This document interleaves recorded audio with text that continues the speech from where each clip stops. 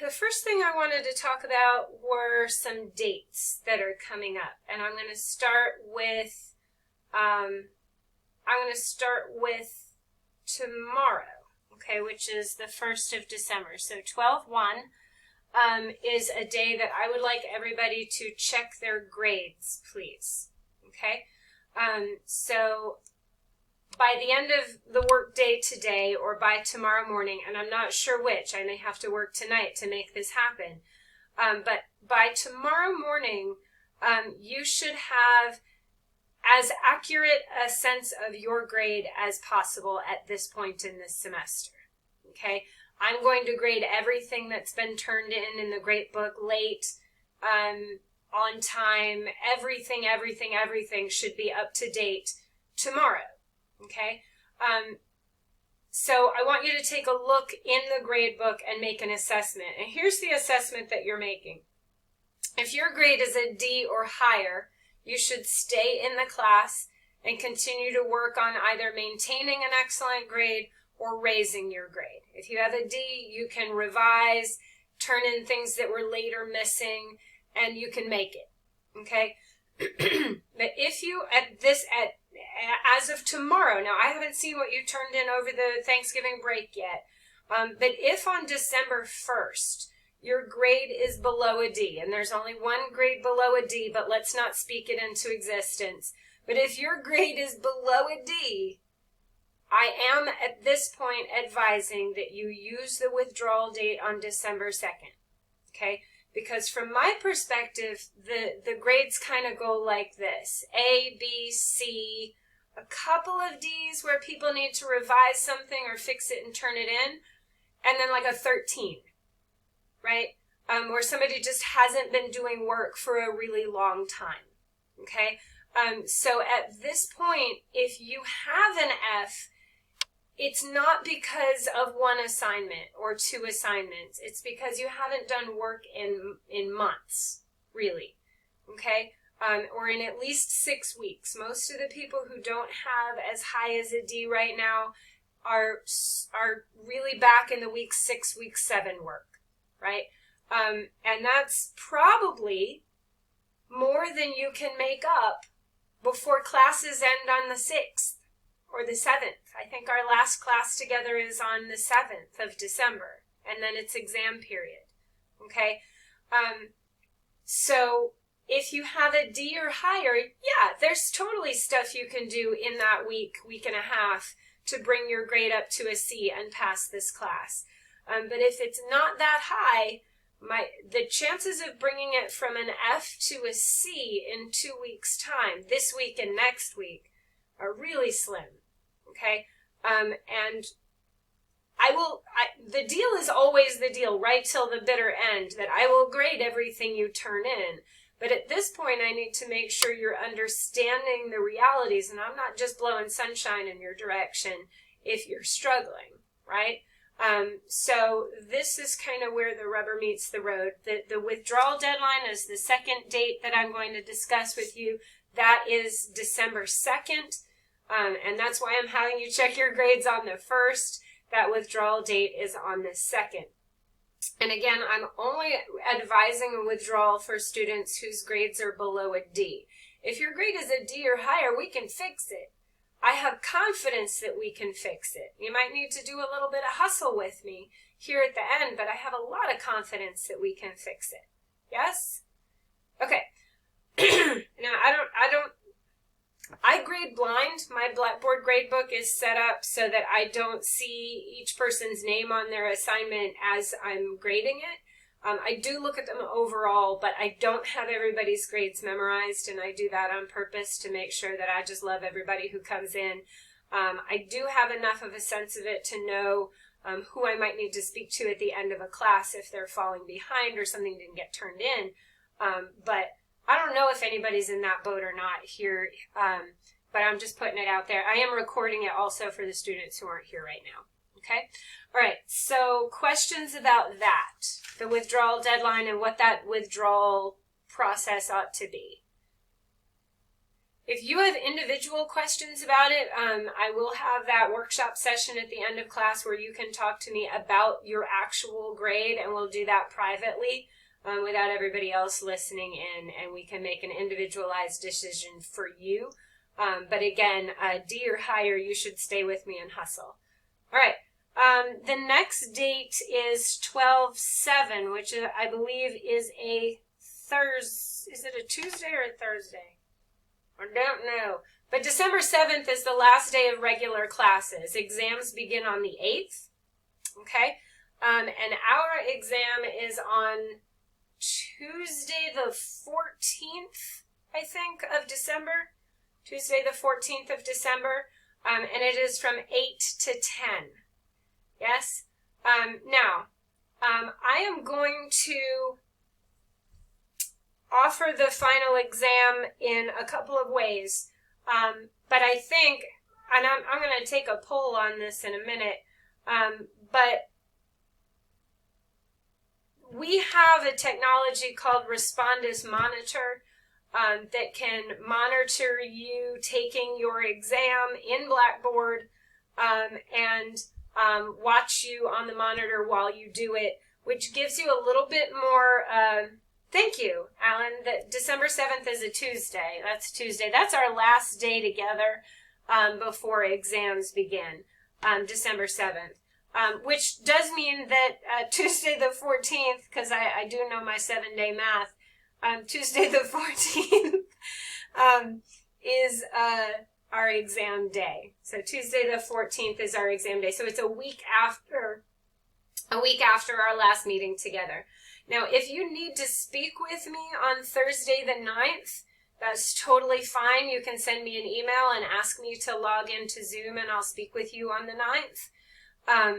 But we're not going to have a regular class. And I can't hold a regular class because it might conflict with one of your other exams, right? So that's why we don't have class during that time. However, I am available to you on the 9th if you need to speak with me, but you'll need to set it up. Send me an email and say, hey, can we meet on Zoom at this time on Thursday? Okay? And I'm pretty much available to you on Thursday between 8 and 3:30 or so, and then I start packing up to head home. Okay.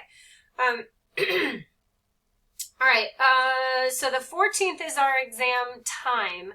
And students who choose not to use Respondus Monitor, who just want to use Respondus, can take the exam and I will monitor you, and then Monitor will just make sure you don't leave Blackboard. So Blackboard is the only tab you can have open in Respondus Monitor. Has everybody used Respondus Monitor before? No. Okay, what I'm going to do is I'm going to set up a very brief quiz, okay, this week in Monitor so that you can just use it to get it going. And it's going to have 2 questions, and they're like, are you awake? Have you figured out Respondus Monitor? Right? They're going to be very easy questions because the point of it is not the quiz. The point of it is making sure that you have Monitor set up and it's working, okay? Does that make sense? Okay, so I'm going to add Monitor quiz. And it's just going to have 1 or 2 questions, and they're not going to be content questions. They're going to be questions like, is your monitor working? Does that, you know, and if you're in there, it should be. So it's just going to be a very, very easy quiz, but the trick is to get a monitor up and running and working. Okay, if you haven't used it before. Even easier. So I have a question. Yes, ma'am. Lay it on. Is it going to be, so I know we're using that app, but is it going to be like the same time we did where we had the computer and then the phone? No, it's going to be easier than that because you won't need 2 devices and you won't need me. If you use Respondus Monitor, it's kind of like, have you ever used ProctorU? Have you ever taken an online exam? Yes, and I hated it. Yeah, well, it's... My grandma get out and my baby. I was like, the baby. Okay, well, it's... the baby's going to help you cheat. No, this just watches you on the monitor, and then if I suspect anything was going on, I go back and check the tape of the monitor.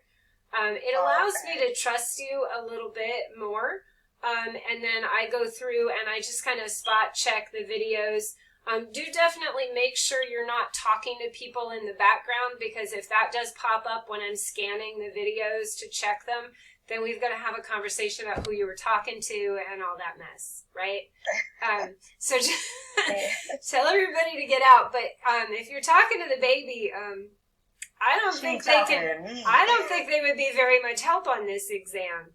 So yes, after he saw her and he popped up and said, "Hey, somebody's in the room," and I was like, "She's 3.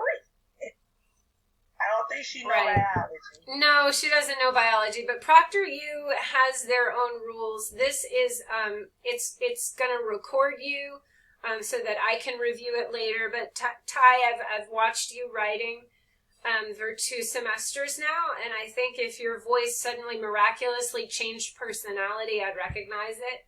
But I also know that you do fine work all by yourself. Okay. And most of you at this point, I know your writing style, so I would know what to look for if suddenly people started not sounding like themselves, right? All right. Okie doke.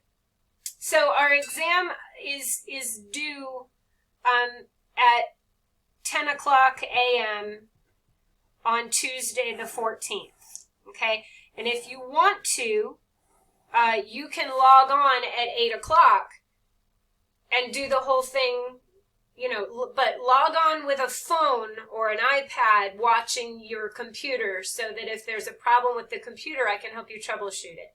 Don't try to you cannot log on to Zoom and Respondus at the same time because you can't have 2 tabs open at the same time. So if you want to log on and have me there to help you troubleshoot, usually join on your phone. Okay. If you want to log on to Zoom on your phone while you're testing from 8 to 10 in case you have questions or in case you are having trouble with Respondus, that is our exam time, and I will open Zoom for anybody who wants to join Zoom on their phone, right? So that you can ask questions during the exam if you need to. Does that make sense? If you don't want that, you can take the exam. I'll set it up for it to be available from the 7th to the 14th at 10. You won't need me if you don't want me. So you can work independently if you want to. You can do it the night of the 7th and be done, okay? You can do it the 8th, the 9th, the 10th, the 11th, the 12th, or the 13th. Or you can log on at 8 o'clock on the 14th and have me there while you're working. And I'll just sit here quietly and do some of my own work while you're working unless you have questions, okay? Questions about the logistics of the exam. Okay. Let's talk about grades at the end of this semester. This is something a lot of students want to make sure that they understand. There are a few things that I did. December 14th, that Tuesday, is the absolute last day I will take any work from anybody. Unless you are requesting an incomplete. Okay? An incomplete is something that is offered to students who have completed at least 70% of the course with a passing grade. Okay? So you need to have completed at least 70% of the course successfully in order to qualify for an incomplete. So you can't have missed everything since October and still qualify for an incomplete. Does that make sense? All right. Fantastic. The last day I will take work from you is Tuesday the 14th at 10 a.m. That's the cutoff. Because after that exam, that's when I start grading things to make sure that I can get my grades in on time. Okay? So that's the last chance for revisions. It's the last chance for doing something that was late. Any of the work that you planned for me to read, the absolute last chance is December the 14th at 10 a.m. Okay? At the end of that exam time, you got to be done. Okay. It will also be our last time to have a formal Zoom session together. Between the 7th and the 14th, if you need to meet with me on Zoom, just email me for an appointment. If you need to meet with me between the 14th and when grades are due, email me to set up an appointment. Okay? Right now, help sessions are by appointment because we're in that place where most people are just cruising over the finish line at this point. Okay? If you need a help session, send me an email and we'll figure out a time for us to meet. Okay? But I'm not just going to, lately, because people are kind of cruising over the finish line, I've been sitting in the help sessions by myself going, okay, well, I'll do this work over here, and then 15 minutes later I log out. So my time would be better spent giving you feedback in Blackboard and that sort of thing, unless I know that you need to meet with me, in which case I will. Okay? All right. Grades. Let's talk about what happens in the gradebook between the 14th and the 17th. I work as methodically as I can. I go through each class each day to make sure that I have graded everything that has been turned in. And I do that for every class every day. So 5 classes every day between when you turn things in and when the grades are due. I check that grade book to see if anything else has been turned in. Okay, so I do that for every class every day. So that by the time grades are due, I'm pretty sure I've seen everything that's been turned in, okay? If, however, you're turning in something and so, you know, after the 14th, if you haven't seen me, like you turned something in and I haven't graded it yet, or it seems as though I haven't graded it yet, you can send me an email and say, hey, I turned this in, can you check for it? And I absolutely will. Every once in a while, Blackboard doesn't notify me that something needs my attention. So I'm looking, but sometimes I will miss it. So if you've turned it in and you don't think I've graded it, by all means, please let me know that I need to check for it, and I will go check for it. Okay? There are a few things I do automatically at the end of the semester with grades. One of those, Courtney, yes ma'am, I will. I just saw your note in the chat, and I sure will. One of the things that I do is I go into the attendance grade. And let's say, I'm just going to pick somebody at random. I'm going to pick Aaron. Hi, Aaron. I think I'm picking you because I think you're here pretty much every time. So Aaron is a consistent attendee. He's been here consistently most days of the semester. If he's not here, I go, oh, where's Aaron? He's usually here. He's that kind of attender. I recognize him. He's here all the time. He's been working consistently throughout the semester, turning in work. I'm going to go through, and if Aaron has a B in attendance because he missed like 3 days here and there, I'm going to mark those as excused so that he gets his 100%, okay, for the attendance grade. The attendance grade is only 5% of your overall grade, but if you've been a regular attender, I'm going to go in and make sure that it reads 100% instead of like an 89 or something stupid like that. So I'll go in and excuse those. If you have been a sporadic attender, you've only, I'll see you 3 times in a row and then not for 2 weeks, I'm going to leave it the way it is, right? I'm just going to leave it the way it is. If you have if you disappeared for 2 weeks solid and you have documentation for why, make sure I have that documentation so I can mark those couple of weeks as excused. Does that make sense as well? Okay, good. But if you've, and everybody misses some, but people who are here almost all the time are going to see that pop up to 100% if it's not there already. And that's just by me going through and excusing the 1 or 2 or 3 times that you had to miss. Does that make sense? Okay, good. So that's the we're all human policy in the attendance grade. Okay.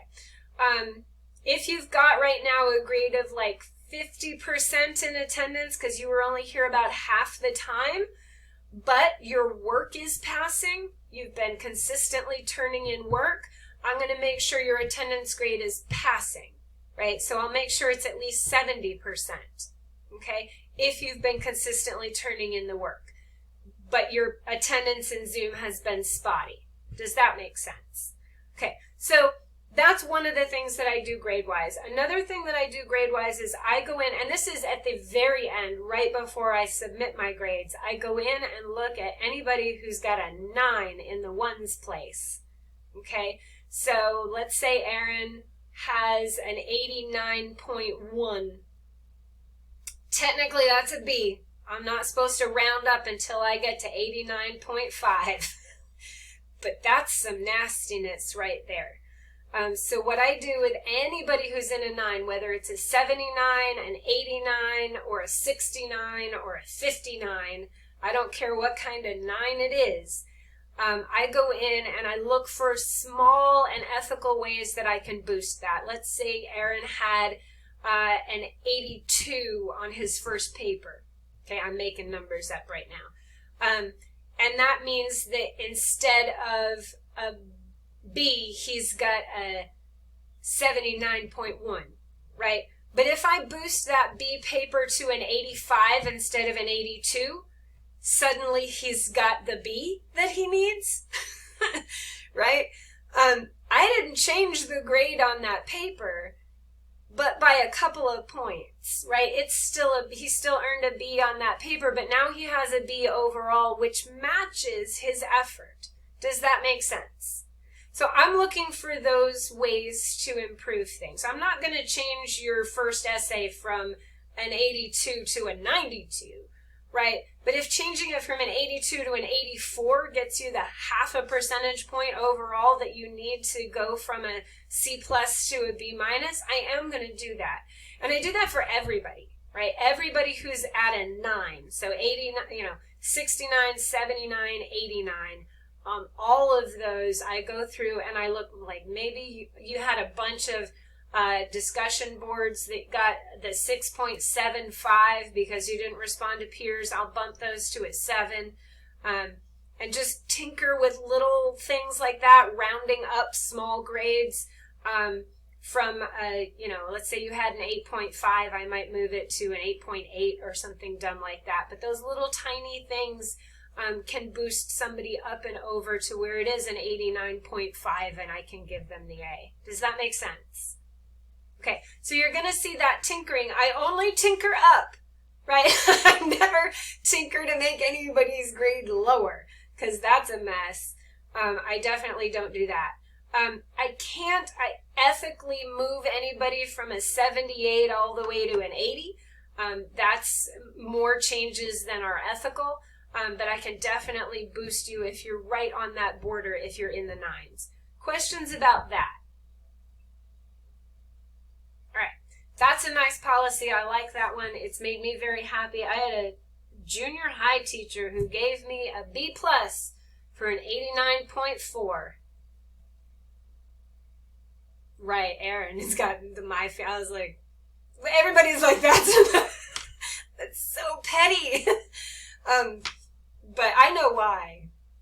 It's because I was, he didn't like me. It's all right.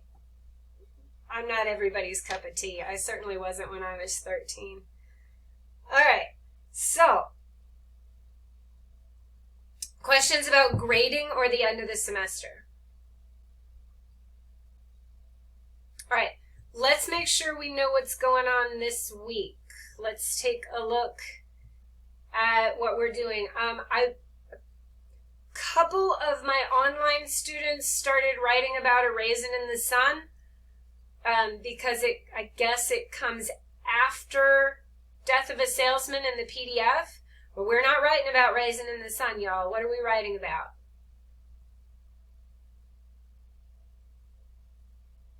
Death of a Salesman. Death of a Salesman. Okay.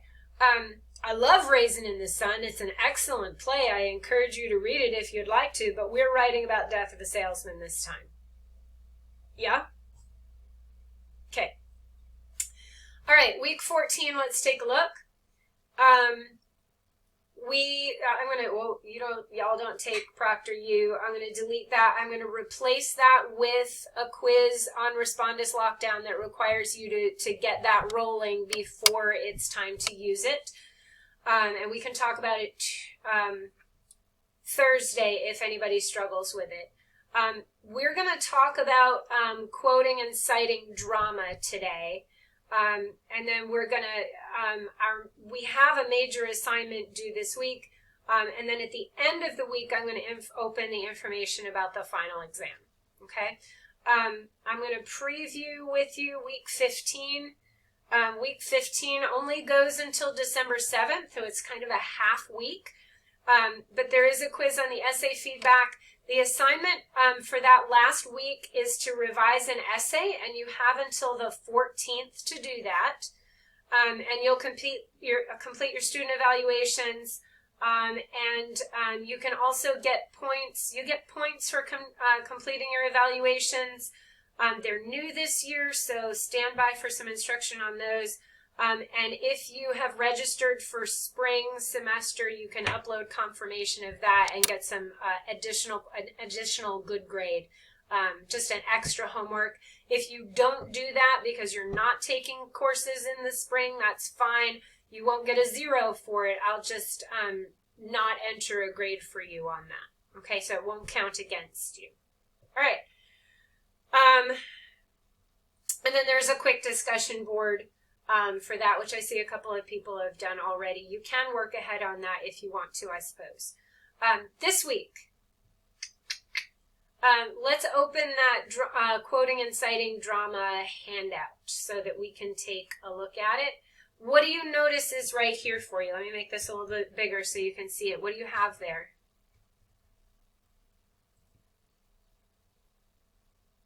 Works cited.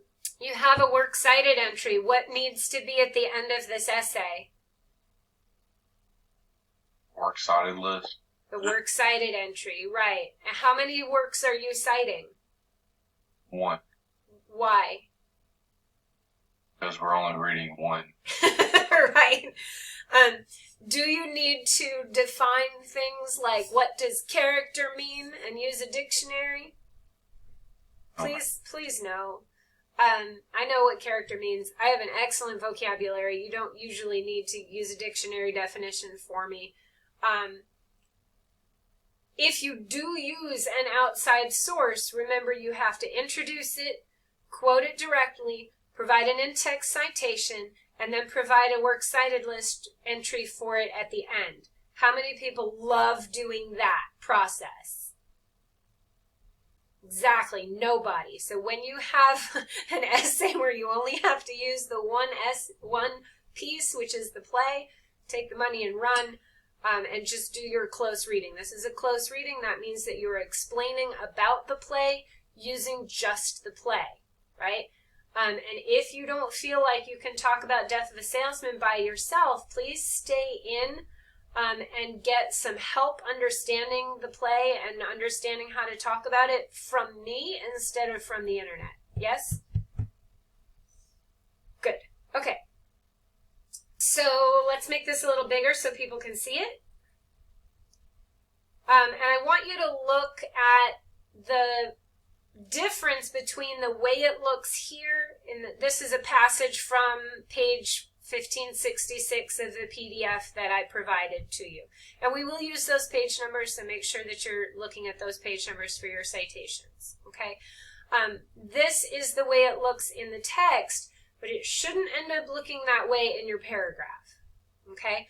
So we're going to go through this today, and we're going to take a look at some of the tricks that we use to get it from looking like this to looking like this, okay? So remember, our jobs in any kind of source paragraph are that we need a topic sentence that has to do with the thesis. So in this case, it would be which piece of it. You're getting your topic sentences from your A, B, and C from your outlines, right? And you're turning those into topic sentences.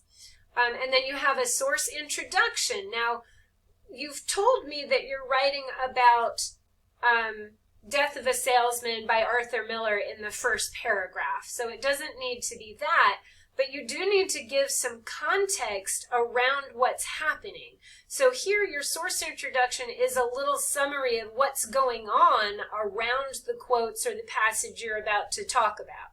Okay? Hello, kitty. All right. No, I like your kitty, Napoleon. It's a very sweet kitty. Thank you. How old is your kitty? 2 years. Aw. Okay. Is it a boy or a girl? All right. Sorry. Girl. It's a girl. Girl kitties are the best. Is she mean to everybody but you? You're nice. My parents' cat is mean to everybody but them. She's terrifying. All right. So we're giving a little summary before the quote, and then we are using this instead of Biff colon, right? Biff asks his father. So our quote introduction phrase takes the place of Biff colon. We're going to get rid of Biff colon, okay? That's not going to be in here anywhere. We're going to replace it with a quote introduction phrase that tells us a little bit about who's talking and to whom, okay? So Biff asks his father, "Did you see the new football I got?" And then the citation is the page number. Remember, if it's a question, the question mark goes at the end. So it started out looking like this. Biff, colon, "Did you see the new football I got?" And it ends up looking like this. Biff asks his father, comma, quote, "Did you see the new football I got?" And then the page citation. Remember, a page citation only needs a number. It doesn't need anything else, okay? Then we have more explanation of what we're seeing here, a little analysis and a little setup for the next one, right? Then Willie asks him where he got it, and Biff doesn't answer him directly. Instead, he whines, and again, that's replacing Biff. Notice that I summarized this instead of quoting it. Willie asks him where he got the ball, right? Instead of Willie responds, right? Because if you try to do the whole back and forth, it really gets bogged down, right? So Willie asks him where he got the new ball. Biff doesn't answer him directly. Instead, he whines, and then instead he whines replaces the Biff colon and says, "The coach told me to practice my passing." So we're taking out that Biff colon. Now,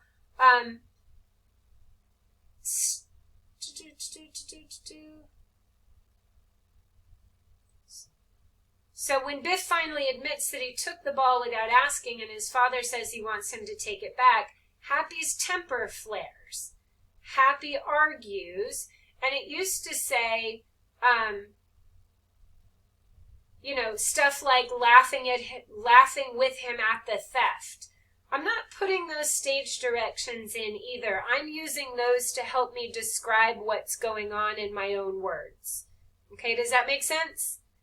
So we're summarizing those instead of quoting those stage directions because we want to put those in our own words and say, okay, they're having a fight about this. This isn't going well. They're laughing at one guy and he's getting frustrated, right? All right, let's take a look at what it looks like all put together. I'm going to have y'all read a little bit. I'll make it a couple steps bigger so you can read a little bit more easily. Monisha, can you read our topic sentence to us? It's orange. He becomes apparent throughout the play that Willie prefers his son Biff over his son Happy. Great. So there's your topic sentence. Erin, can you read the blue setup where it's explaining what's going on around the quotes we're about to see? He seems to allow Biff to do all sorts of wrong things and excuse all sorts of his bad behavior. We can see this for the first time in the scene where Willie has brought the boys a punching bag and they are talking about sports equipment. Right. And Napoleon, can you read the quote here? It's green, and read the citation as well. I know that sounds weird, but read the citation and the punctuation as well. Biff asked his father, "Did you see the new football I got?" Page 1566. Question mark. Question Good. mark. So the question mark in the text is here, but we put it over here instead, okay?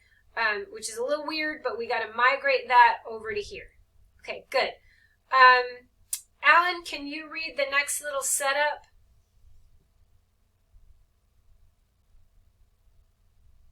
You're muted, sir. When Willie asks him where he got the new ball, Biff doesn't answer him directly. Great. Tylandria, can you read us the next quote and citation? Instead, he whines. The coach told me to practice my passing. Right, 1566. Good. Chantel, can you read us the next little setup? When Biff finally admits that he took the ball without asking, and his father says he wants him to take it back, Happy's temper flares. Very good. All right, and Portia, can you read the next quote?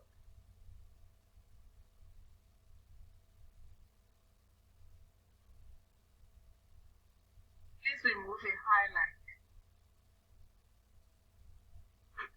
Happy argued. I told you he wouldn't like it. 1566 exclamation. Excellent, thank you. Monisha, can you read the analysis of that? At this point, you would expect the father to be stern with Biff for stealing the ball and to side with Happy, whose moral stance is sound, but he doesn't. Okay, and Nikayla, can you read the next quote?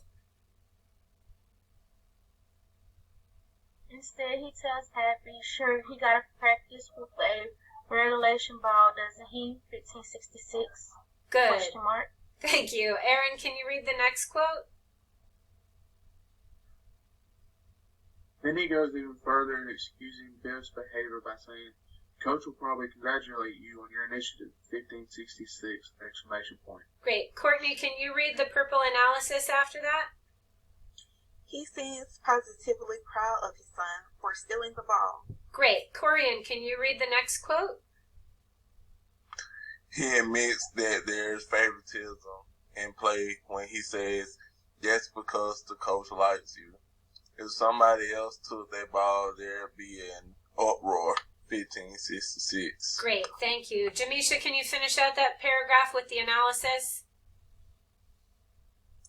What is not so obvious to Willie is that he is also favoring Biff and excusing bad behavior because he likes him. This is not something he does for Happy, and it soon becomes clear that Happy resents. Okay, so now this model is not a how the character changes thing. This would be answering a slightly different question than that. But again, I like to have models where you're not tempted to plagiarize from them, but are instead looking at the model for structure. Your topic sentence will be things like, this is how Happy is in the beginning of the play. At this point in the play, there's a crisis that changes Happy, right? And at the end of the play, Happy is this way, right? So those topic sentences are kind of settled. Those are things that y'all are going to need to be consistent about. At the beginning of the play, Linda is blank. At this point, there's a crisis and Linda changes in this way. At the end of the play, Linda is blank, right? And so those are your topic sentences kind of every time. The topic sentences shouldn't be super hard, right? They're transitional phrases at the beginning of the play, at the crisis point for this character, and at the end of the play, right? So we have those transitional phrases at the beginning, at the crisis point for this character, and at the end of the play. Those are your transitional phrases. They just are. And that's your, those are the first parts of your topic sentences. The second part of your topic sentence is up to you and what you're observing about, you know, Happy or Linda or Biff at the beginning of the play, at their character's crisis point, and at the end of the play. Yeah? Okay. Questions about this week's paper. I've given you the works cited entry for it, so I need to see it there. Literally all I'm asking you to do is copy and paste it into the end of your essay. If you don't do that, hammer's gonna fall hard. Right? So don't do that. So make sure that's there. The in-text citations are really easy because it's not, you don't have to count paragraph numbers, which we cannot do in a play. So you're just using the page number for the PDF. Yes? Okay. So it's just a number alone in parentheses. So those citations should be really easy. The structure of it, there's no guesswork because you're talking about the beginning of the play, the crisis point, and the end of the play. Organizationally, it's as easy as it can get. Okay? Are there questions about this essay that as you're trying to write it?